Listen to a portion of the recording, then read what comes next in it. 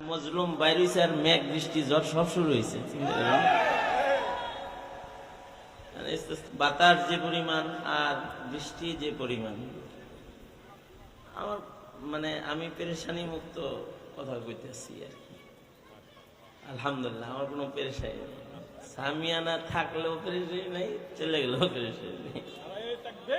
এই কারণে আমি সুকুন ও ইতমিনানের সাথে কথা বলতেছি। আল্লাহ যখন নিয়ে যাই বোগা উঠায়া, আমি উঠে চলে যাবো সমস্যা দেখি। কিছু কিছু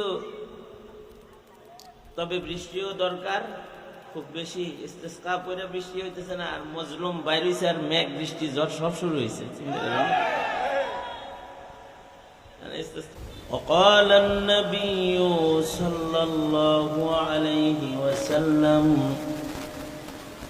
بعثت لأتمم